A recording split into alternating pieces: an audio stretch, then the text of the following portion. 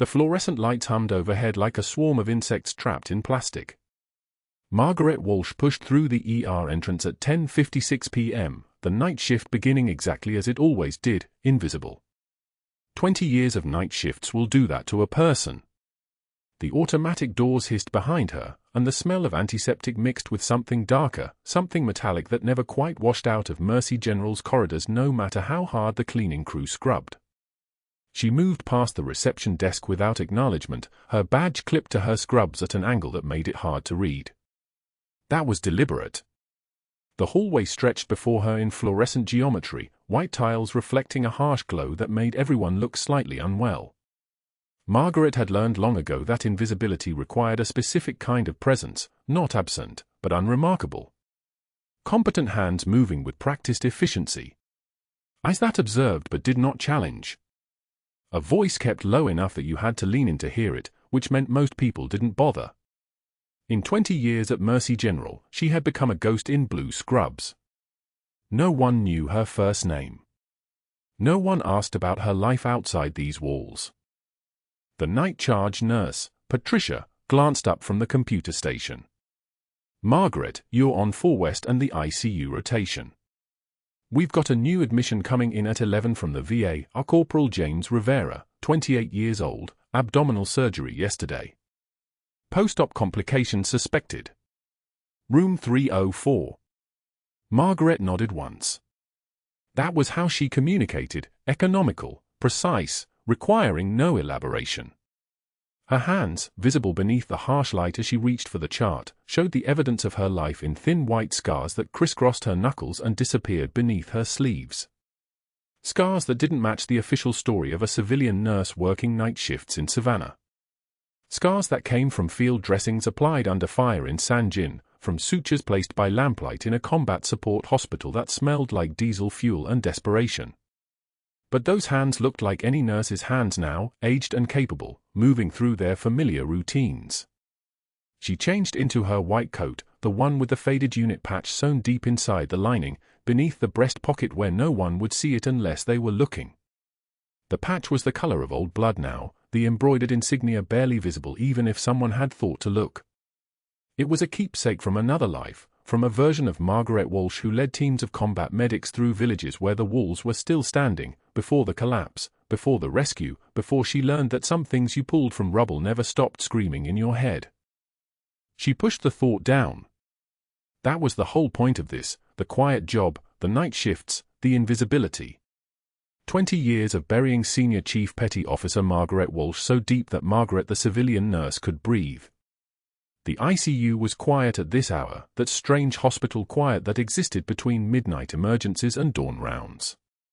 A ventilator wheezed somewhere down the hall, its mechanical rhythm punctuating the silence.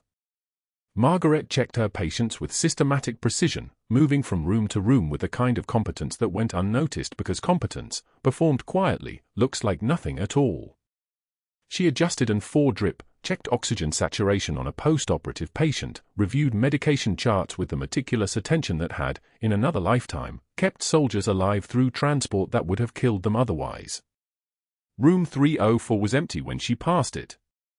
The bed had been prepared, linens fresh, monitors waiting. She glanced at the chart. Corporal James Rivera. 28. Abdominal surgery, exploratory for blunt force trauma. The reason for admission sat in parentheses on the page, motorcycle accident, critical condition stabilized, transferred from trauma bay to surgical. She made a mental note of his vitals from the VA transfer notes, blood pressure decent, O2 saturation holding at 94%, heart rate elevated but within acceptable range for post-op. The patient would arrive soon. She had no way of knowing that he was the reason everything was about to change. Dr. Sterling was in the physician's lounge when Margaret passed, standing in front of the mirror with the kind of posture that suggested he'd been admiring his reflection. He wore a $3,000 suit that probably cost more than her car, and his watch caught the light as he adjusted his tie, some Swiss brand with a name she didn't know and wouldn't have cared to learn.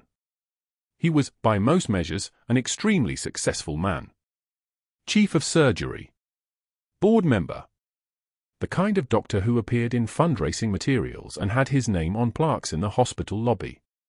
He was also, unbeknownst to him, standing at the edge of a calculation that was about to cost him everything.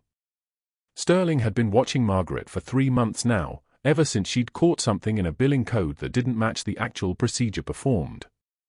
She'd said nothing about it to anyone, that wasn't her way. But her charting was meticulous, thorough in a way that seemed almost forensic. Every medication documented. Every procedure noted with exact times and exact materials used. Every complication recorded in language so clear that a first-year med student could read what actually happened and what was claimed to have happened. What Sterling didn't understand about Margaret Walsh was that meticulous documentation wasn't a personality quirk. It was the ingrained practice of someone who had spent 15 years writing reports that would determine whether soldiers lived or died, whether investigation showed a field medic was performing within protocol or going rogue. She documented everything because in a combat support hospital in Sangin, documentation was the difference between a medal and a court-martial. That habit had never left her. It had only become more detailed. Sterling had recognized the threat she posed with the clarity of a predator identifying weakness.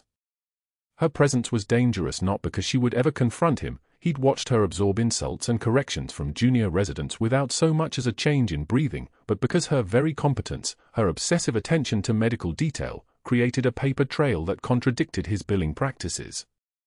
Every inflated surgical code she documented honestly. Every unnecessary procedure he billed for, she recorded with absolute accuracy. He needed her gone. And he was a man who always got what he wanted. Margaret was checking vital signs on a patient in the ICU when she overheard Sterling on the phone in the hallway, his voice carrying through the cracked door with the kind of volume that suggested he wanted to be heard. "Yes, I understand the board meets Thursday. I'll have documentation of performance concerns by then. There's a nurse on my staff, Margaret Walsh, 20-year employee, appears to be experiencing cognitive decline. The charting has become obsessive, detailed to the point of interference.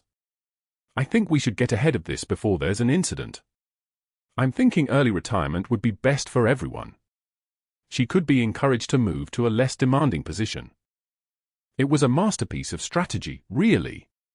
Not a direct attack but a narrative constructed from partial truths. Her charting was detailed, that was true. That it was detailed because she was competent rather than because she was declining was a distinction Sterling was confident the board would never ask about. He had credibility. He had power. He had the kind of institutional position that made his assessments of staff unquestionable. Margaret continued what she was doing. Blood pressure check. Oxygen saturation reading. For adjustment. Her hands moved with the absolute steadiness of someone whose nervous system had been trained to remain calm while bullets impacted sandbags 15 feet away. The only change in her was internal, a kind of cold certainty settling into her chest, the recognition of a threat being calculated and measured. In this moment, with her hand on a patient's arm and her eyes on a monitor, Margaret understood that her invisible life was about to become very visible indeed. She had escaped notice for 2 decades. She had thought she might manage it for 20 more, until retirement, until she could fade completely into a life of morning coffee and reading books on a porch somewhere far from Savannah. But invisibility, she was learning, was not permanent. Invisibility required constant work. And there were people in the world, people like Dr. Sterling, who made it their profession to see things others missed. The elevator doors opened at the end of the hallway. A VA transport team emerged, wheeling a stretcher with a young man on it, post-operative and sedated, his face slack with medication. Corporal James Rivera. 28 years old. Abdominal closure still healing under clean gauze.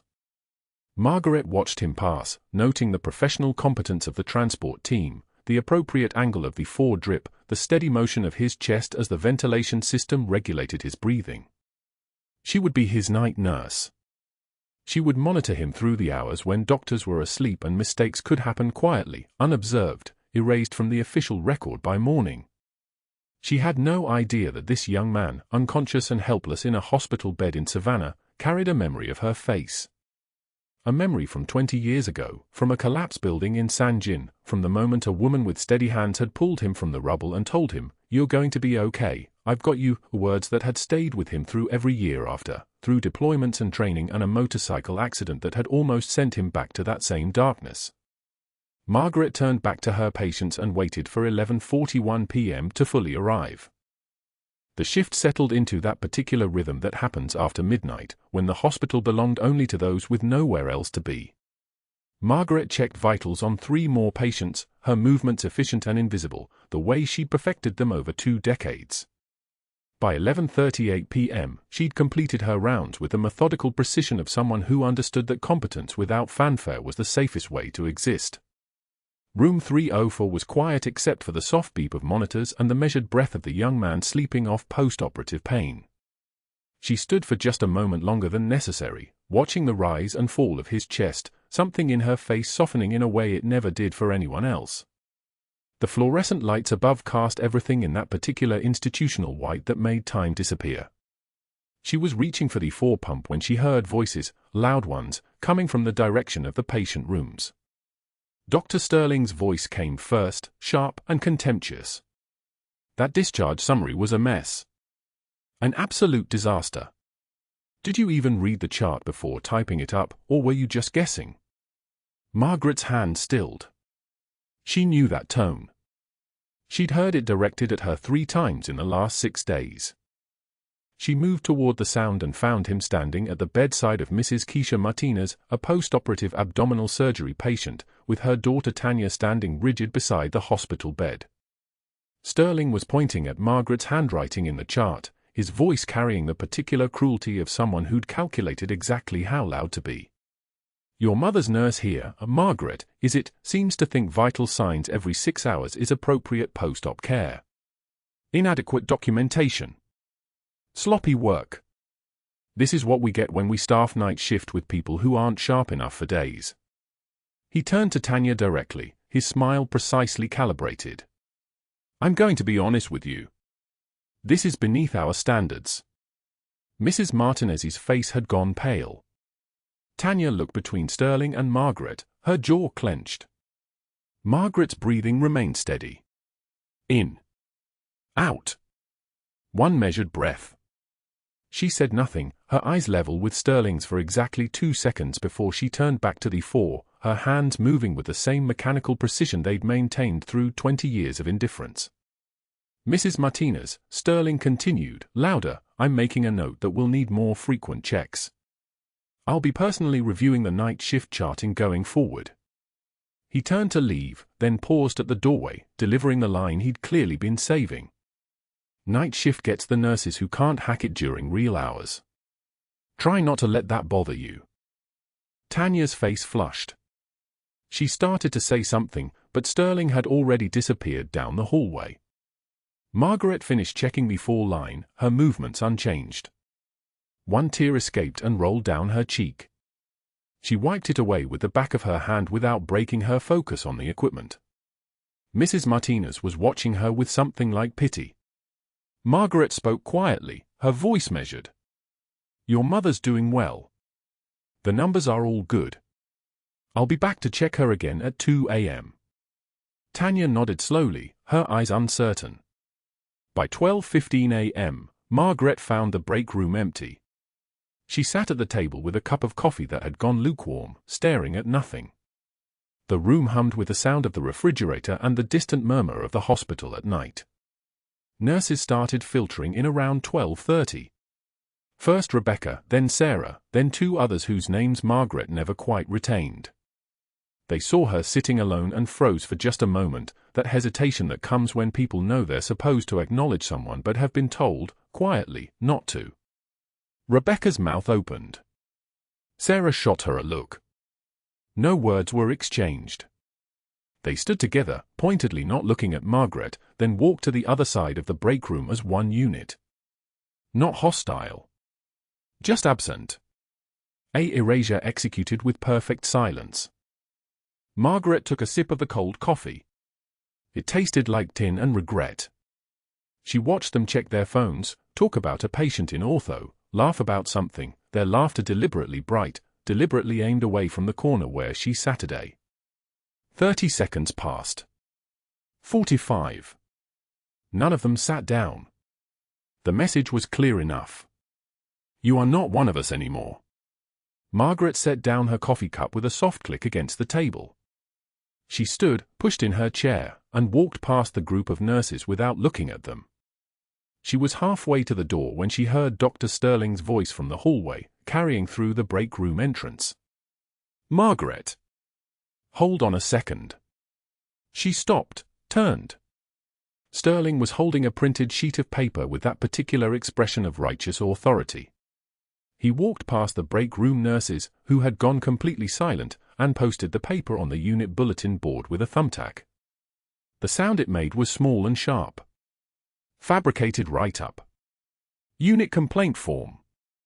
The words seemed to multiply as she read them: insubordination. Failure to follow standard protocols. Questioning physician authority in front of patients. Every word calculated. Every word false. Sterling stood back to admire his work, then turned to her with a smile that didn't reach his eyes. Documentation helps clarify expectations, Margaret. I'm sure you understand. The break room had gone completely silent. Nurses had stepped out into the hallway to read the posted write-up. One was already photographing it with her phone, probably for the group chat, the one Margaret had never been invited to join. Margaret's hands hung at her sides. Her breathing remained even. She felt the weight of every eye in the hallway and made a choice that had been made in her bones 1,000 times before: she would not give him what he wanted. She walked to the bulletin board, read the false documentation with her own eyes, then turned to face Sterling. Her voice, when it came, was quiet. Steady. The kind of quiet that makes people lean in instead of turn away. Documentation doesn't lie, doctor. And neither do I. The hallway had gone so quiet that you could hear the fluorescent lights hum, that low electrical drone that usually disappeared beneath the background noise of the hospital. Sterling's expression shifted, just fractionally. Anger flickered behind his eyes because he'd expected tears, or a trembling voice, or an apology. He'd expected to break something. He'd expected wrong. Your charting is impeccable, actually, she continued, her eyes locked on his. I keep very detailed records. Very detailed. Of everything. She paused for exactly one beat. Including patterns. The color drained slightly from Sterling's face. He opened his mouth, then closed it. Margaret turned back to the unit board, and for just a moment, so brief that only the most observant would have noticed, she took in the details of the falsified documentation with the kind of precision that suggested she was committing it to permanent memory. Which she was. She walked back to her patients without waiting for a response. But what Sterling didn't know was that in that same break room, a nursing assistant named Derek had witnessed the entire humiliation. And Derek had seen something else. When Margaret had set down her coffee cup, a sleeve had shifted just slightly, revealing a tattoo along her inner forearm. Not a typical tattoo. The kind that came from 20 years ago. The kind that was printed on military service records. He dismissed it almost immediately. Night shift made people see patterns. But as he watched Margaret move back toward the patient rooms with that particular kind of grace, he couldn't shake the feeling that something about this situation was very, very wrong.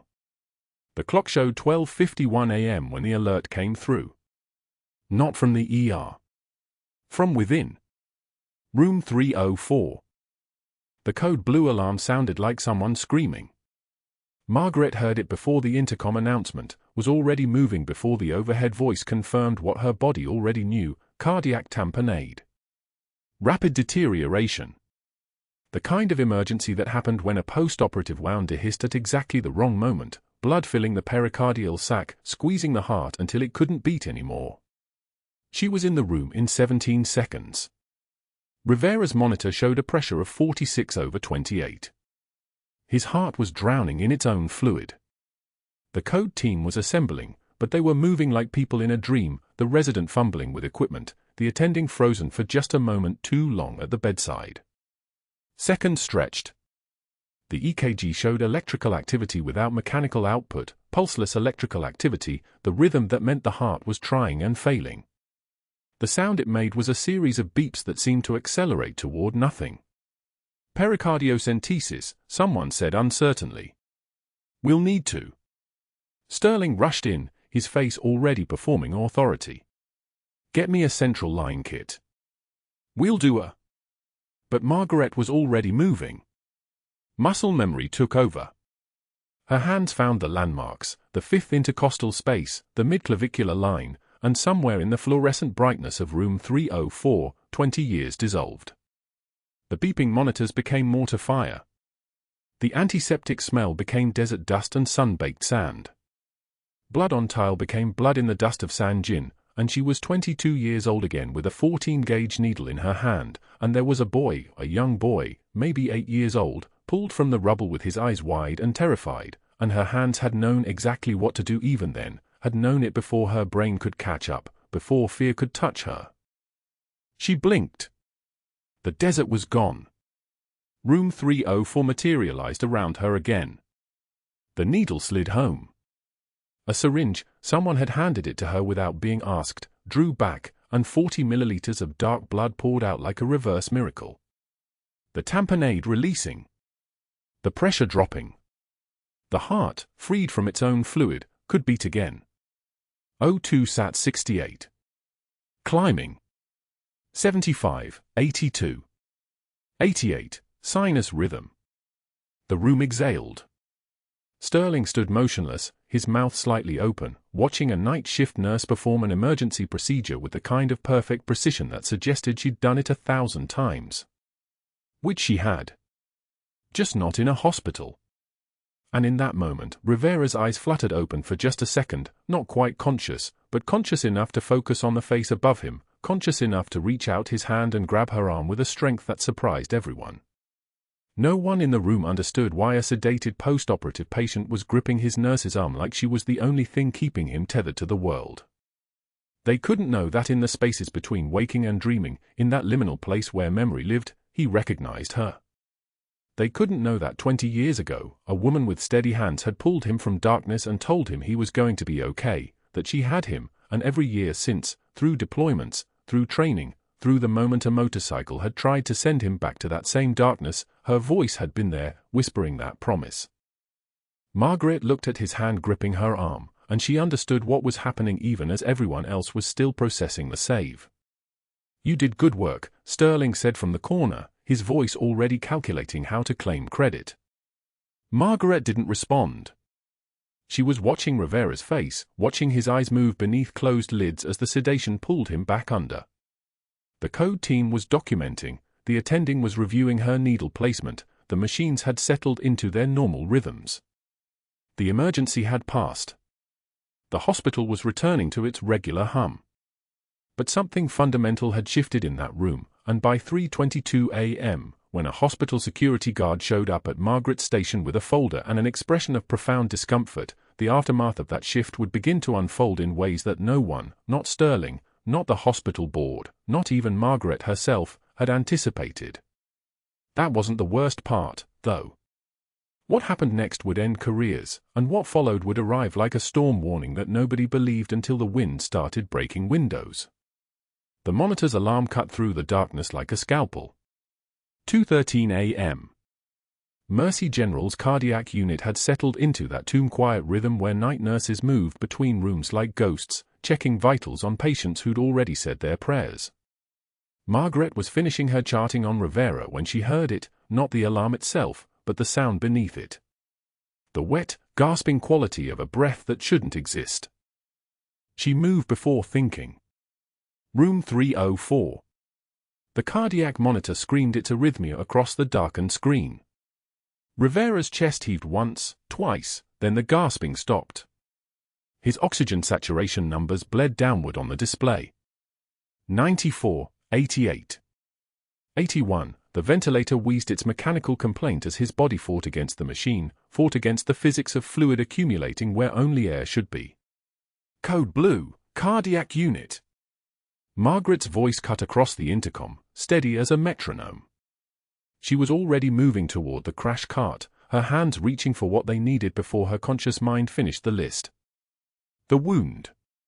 His surgical wound had dehisced, the sutures had given way in the quiet hours, and blood was pooling inside his pericardial sac, compressing his heart like a fist closing around a bird. Cardiac tamponade. She knew it the way some people knew their own names. The code team was 6 minutes out. She knew this because she'd heard them say it during day shift. SWAT was stationed 6 minutes from Mercy General on a Tuesday night. The clock had started the moment she'd pressed the alarm button, and those 360 seconds were all she had to keep a man's heart beating. She grabbed the defibrillator pads. Useless. You don't shock tamponade. You don't shock a heart being strangled by its own blood. She needed a needle. A 14-gauge angiocath needle. Something thin enough to slip between the ribs, long enough to reach the pericardial sac, sharp enough to pierce the membrane without collapsing it. Where was Sterling? Margaret didn't waste a second wondering. Sterling wasn't there because Sterling never showed up for the patients who couldn't pay his billing codes. Sterling was at home, probably sleeping the sleep of a man with a clean conscience and a dirty bank account. Rivera was uninsured, a Marine on active duty with military healthcare, and therefore useless to Dr. Sterling's insurance fraud scheme. The tray was open. Sterile field. Her hands moved with a precision that came from muscle memory deeper than any conscious thought, from 20 years of practice in places where the luxury of hesitation meant watching someone die. She prepped the site. Fourth intercostal space. Just below the xiphoid process. The anatomy was the same whether you were in a hospital in Savannah or in a shattered clinic in Sangin Valley with mortar fire outside the windows. "Come on, Rivera," she whispered. Not to him. To herself. To the steady hands that had learned their trade in Helmand Province under fire, hands that had held lives together when the choice was stitch fast or watch them bleed out onto desert sand. The needle went in. The hiss of air escaping was immediate. Thick, dark blood flowed backward through the catheter, and the monitor numbers started climbing. 68, 72, 79, 85, 88, oxygen saturation responding. Heart rate stabilizing. The gasping stopped.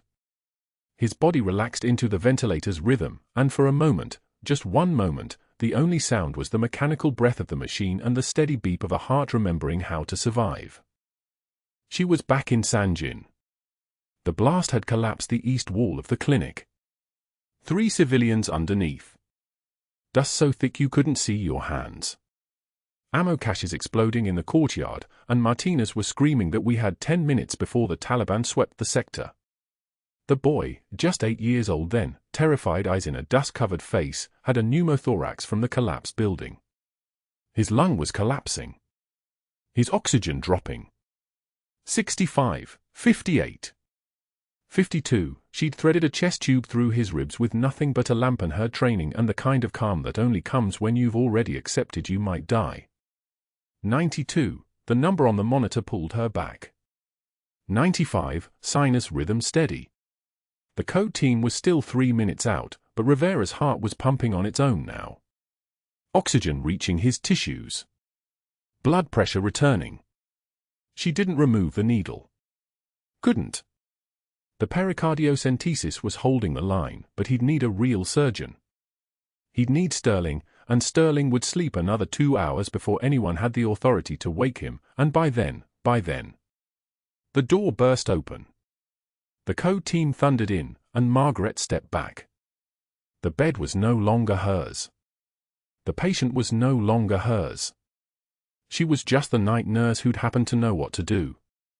She was just a civilian worker in scrubs, hand steady as they wrapped a fresh gauze around the needle, ready to hand over a life she'd just pulled back from the edge of darkness. But as they lifted Rivera to move him to the OR, his hand shot out. Even sedated, even dying, some part of his brain recognized something his waking mind couldn't yet understand. His fingers closed around her wrist with a grip that spoke of muscle memory all its own, of a child remembering the hands that had saved him, even if he couldn't remember the face. "Hold on," the resident said. "I'll hold him down," said the respiratory therapist. But nobody meant Margaret should let go. Nobody had to say it. The room went so quiet you could hear the fluorescent lights hum, that low electrical buzz that fills every hospital corridor in the small hours of morning. His hand didn't release. His eyes fluttered open just enough for him to see her face. Just enough for some recognition to flicker across his features. Some ancient memory trying to surface from 2 decades of buried trauma. Then the sedation pulled him under again, and his fingers went slack. The code team rushed him out. Margaret stood alone in room 304 with the empty bed and the monitors still displaying his vitals from the last few minutes. She was breathing hard, not from exertion but from the adrenaline that had flooded her system, and from something else. Something that felt like the ground shifting beneath her feet. She'd saved him. Her hands had done what hands do when they've spent 20 years learning the language of keeping people alive. She'd pulled a Marine back from cardiac tamponade at 2:13 in the morning in a hospital where nobody knew who she was and nobody cared what she could do. And now Sterling would wake up. Sterling would review the chart. Sterling would see that his patient had crashed, that the night nurse had performed an emergency procedure without his authorization, that Margaret Walsh's meticulous documentation would show exactly who had stabilized Rivera's condition while Sterling slept. Sterling would see her. But that wasn't the worst part. The worst part was the moment when Rivera's hand had gripped her wrist. The moment when some fragment of a memory buried 2 decades deep had stirred awake. The moment when she'd wondered, just for a breath, just for a second, whether a face seen once at 8 years old, under dust and terror and the certainty of death, could somehow survive in the human brain long enough to be recognized again when that child became a man. She stripped off her gloves. The clock showed 2:22 a.m. 38 minutes until day shift. 38 minutes until Sterling would start getting calls about the code. 38 minutes until the storm that was already forming on the horizon would finally reach Mercy General's doors. Margaret washed her hands. The water was cold. The soap smelled like industrial bleach and regret. She had 17 minutes before the first administrator would call the night supervisor. She had 14 minutes before Sterling would demand a full report. She had no minutes left for the invisibility she'd spent 20 years protecting like some ancient artifact pulled from a museum vault. Her phone buzzed. A text from her daughter, "Mom, got home early from debate camp. You at work? Let me know. Love you." Margaret stared at the message for exactly 5 seconds. Then she locked her phone. She didn't respond. She couldn't. How do you tell your child that the person they thought their mother was, a simple nurse, a quiet woman who'd chosen safety and anonymity and a normal life, was about to stop existing? That some doors, once opened, could never be closed again.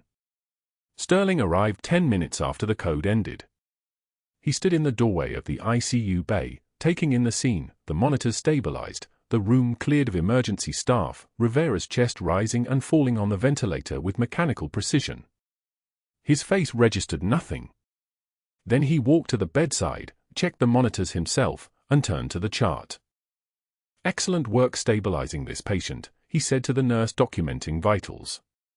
Not a question. A statement. He was already rewriting the narrative.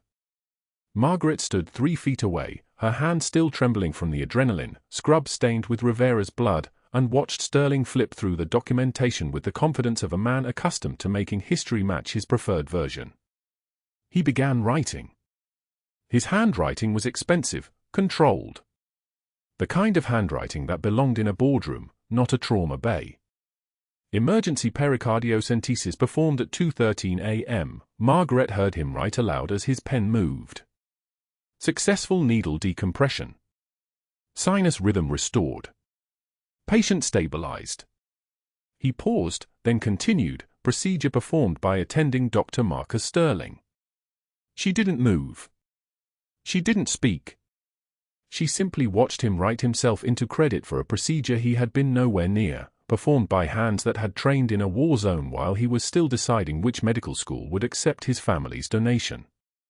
Sterling capped his pen. He looked up at Margaret for exactly 2 seconds. In that moment, something flickered across his face, not fear, not yet. Recognition. He knew she had seen him do it. And more importantly, he knew she had documented what actually happened. The collision between those two truths seemed to calcify something in his expression. He left the ICU bay without another word. What happened in the next 4 hours was a masterclass in institutional weaponization. Sterling had made his first move in public. Now he moved through channels that Margaret couldn't see.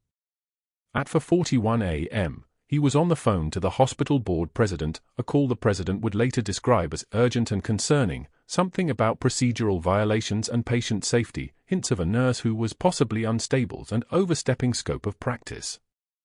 At 5:22 a.m., Sterling's office was making calls to Margaret's references from 15 years ago, colleagues who hadn't heard from her in a decade suddenly receiving detailed questions about her mental health and her reliability under pressure, all framed with enough concern that it sounded like genuine worry. By 6:38 a.m., an outside investigator had been contracted. By 7:06 a.m., Sterling had filed a formal complaint about Margaret's unauthorized emergency procedures and failure to follow chain of command protocol. He was building a case for her removal before her meticulous documentation could be examined. The day shift arrived at 7. Margaret was still at the hospital, she had not left, could not leave. Rivera was stable but still sedated, and some part of her refused to walk away from a patient who had, for one brief moment while hovering between consciousness and unconsciousness, reached for her hand as if it was an anchor to a memory his waking mind couldn't quite grasp. The summons came at 7:51 a.m., delivered by Linda, the shift supervisor, who could barely meet Margaret's eyes. "You need to come with me to HR," Linda said quietly. "Bring your badge." Margaret followed her down the corridor. The fluorescent lights hummed their usual morning drone. The unit was shifting into daytime rhythm, new nurses arriving, doctors doing rounds, the familiar cascade of beeping monitors and ringing phones. Margaret walked past all of it like she was moving through water. The HR office was cold. A woman she'd never met before sat behind a desk, the outside investigator, Margaret assumed. A hospital administrator she recognized from board meetings stood near the door with his arms crossed. Linda lingered in the doorway, looking as if she wanted to be anywhere else. "Ms. Walsh, we've received multiple concerns about your conduct," the investigator began, reading from papers in front of her. "Unauthorized emergency procedures, failure to notify attending physicians, operating outside your scope of practice." Margaret said nothing. "You're being placed on immediate suspension pending investigation," the administrator added. "Effective now. Your badge is being confiscated, and you'll need to clear your locker today." "I understand," Margaret said. "Security will escort you," he continued. "We'd prefer you leave through the back entrance." The walk to her locker took 3 minutes.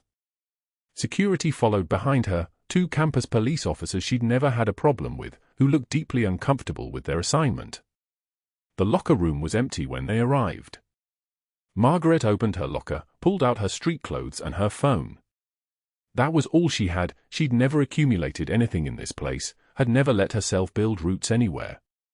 She found the faded unit patch sewn inside her jacket lining, the one that had lived against her ribs for 20 years, unseen by anyone. Her fingers traced the frayed edges. Then she heard the commotion from the ICU. She didn't run. She walked, and the security officers followed. When they reached the bay, they found Rivera awake. His eyes were unfocused from the medications, but his hand was reaching, his fingers grasping at air, his body moving with the kind of desperate urgency of someone waking from a nightmare. His monitors were climbing, heart rate 118, blood pressure elevated, oxygen saturation dropping as he panicked. "He's been calling for someone," a nurse explained.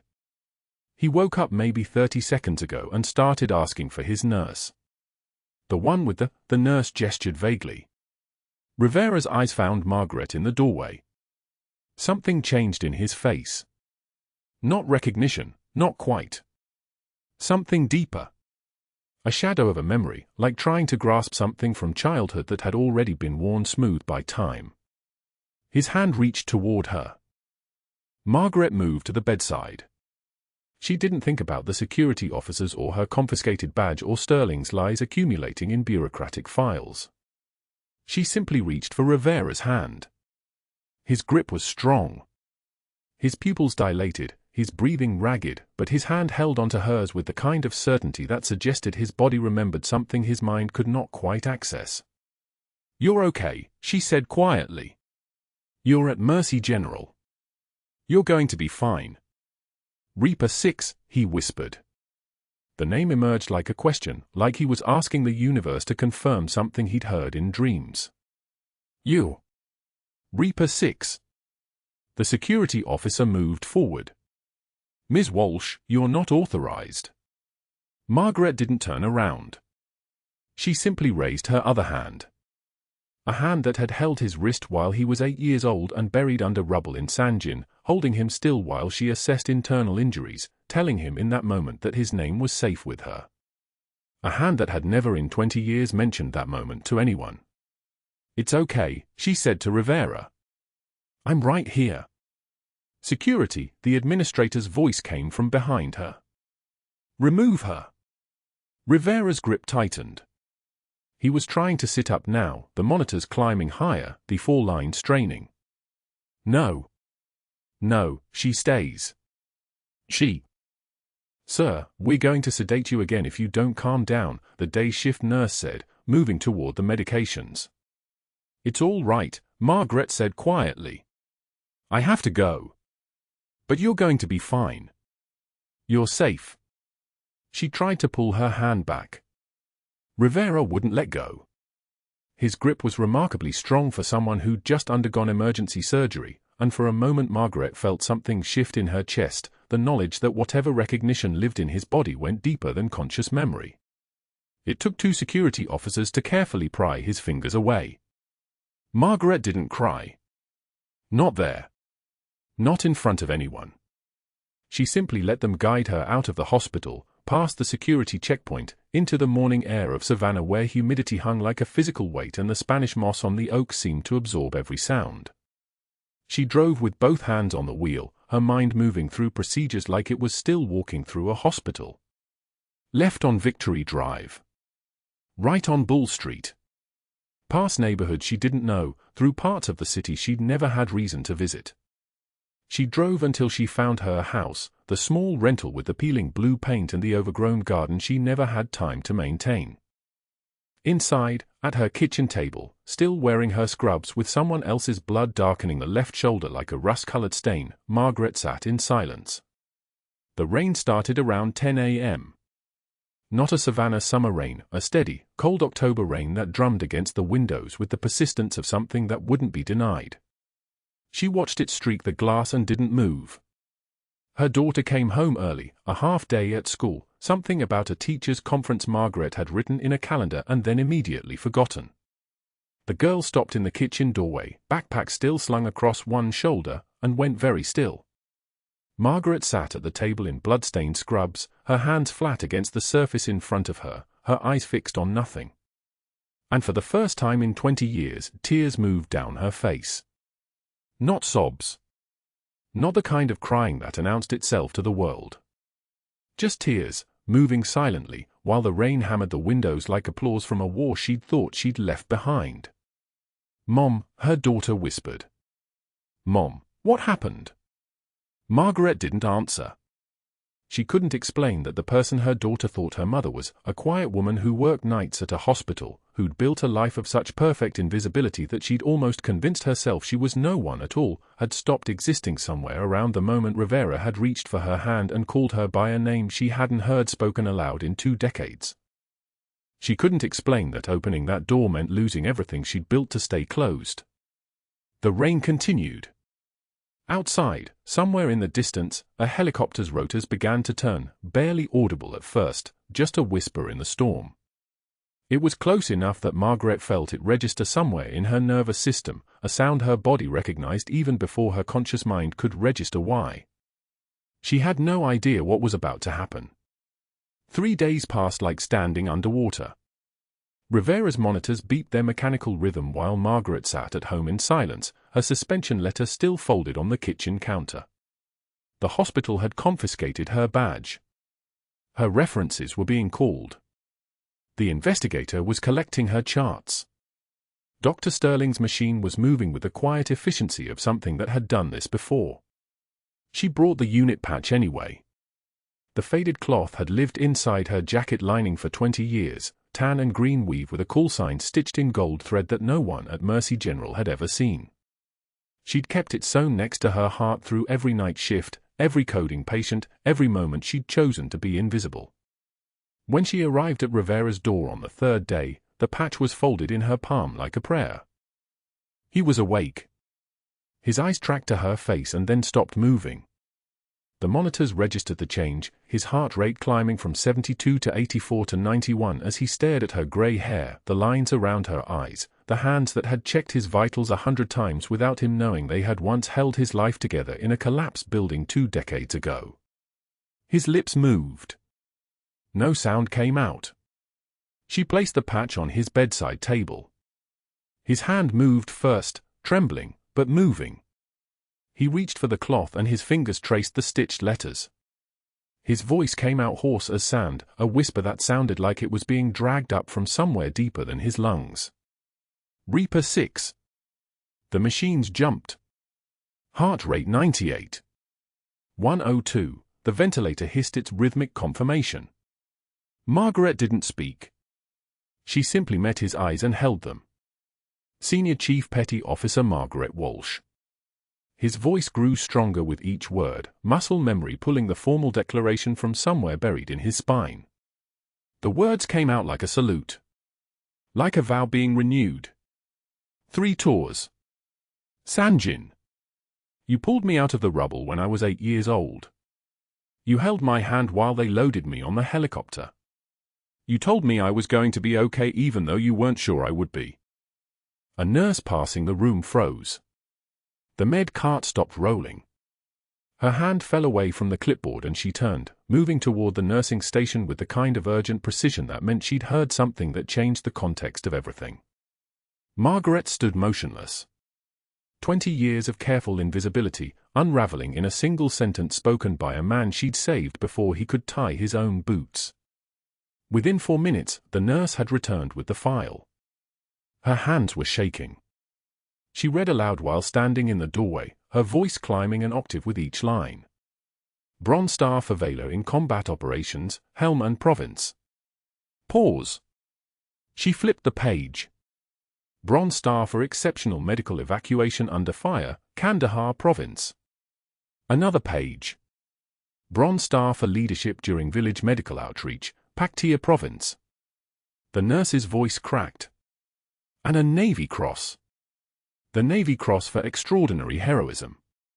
Combat medical training under sustained enemy fire. Saved 47 lives in a single operation. The monitor beeped.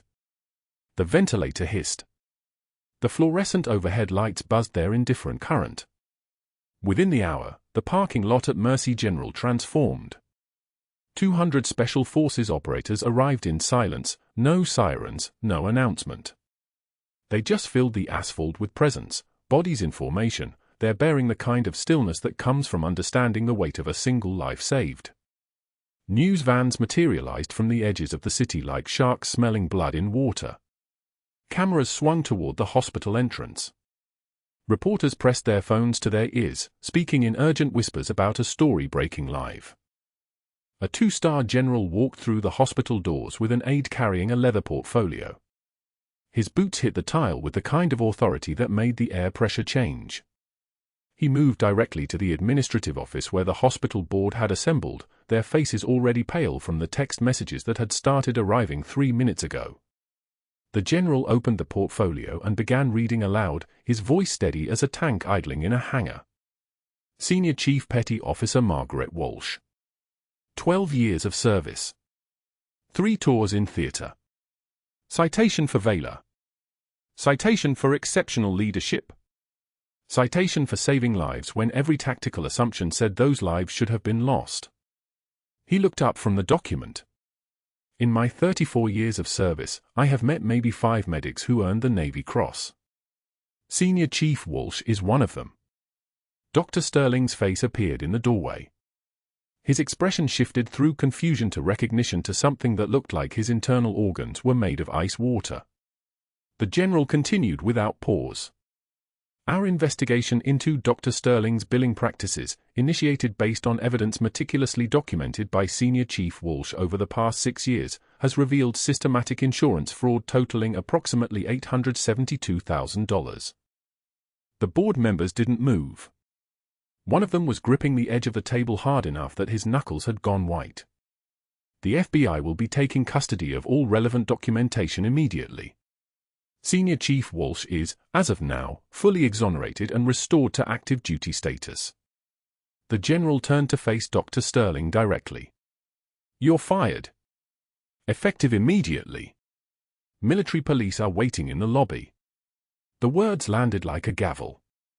Sterling's mouth opened. Closed. Opened again. His voice came out in a thin whisper. "I was following hospital protocol. I was simply trying to maintain standards of..." "Did I stutter, Doctor?" The general's voice dropped to a register that made the windows vibrate slightly. What happened next was the kind of public humiliation that usually only exists in the darkest corners of human experience. Dr. Sterling's termination was announced over the hospital intercom while cameras rolled and nurses gathered in doorways like witnesses to a reckoning.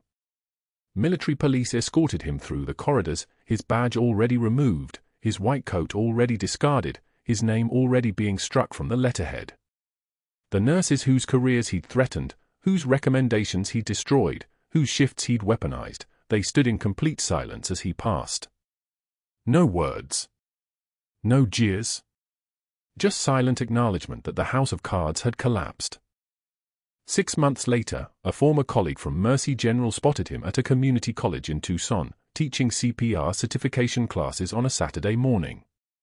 His name tag read, Steve. He flinched when anyone called him doctor. The paycheck was $18 an hour. He lived in a studio apartment and drove a 2007 Civic with a dent in the hood. Every time he taught chest compressions, his hands would shake slightly, not from lack of skill, but from the weight of knowing exactly how far he'd fallen. But the real moment of reckoning happened in Rivera's room at Mercy General, 3 weeks after the general left. Margaret stood beside his bed in her restored scrubs, navy blue with a name patch that now read M. Walsh, Senior Chief, RN. Rivera had been off sedation for 7 days. His wound was healing. The cardiac tamponade was a memory recorded only in his medical chart.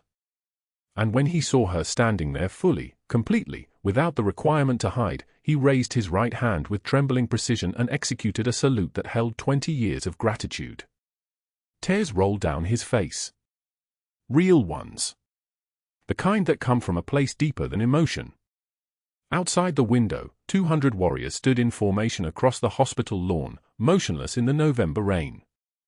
They weren't leaving until their senior chief was restored to exactly what she'd always been. Margaret returned the salute with quiet precision, and in that moment, everyone who witnessed it understood something fundamental about the nature of honor. What would you have done in Margaret's position? Would you have walked away from the military to heal in silence, or would you have stayed and fought?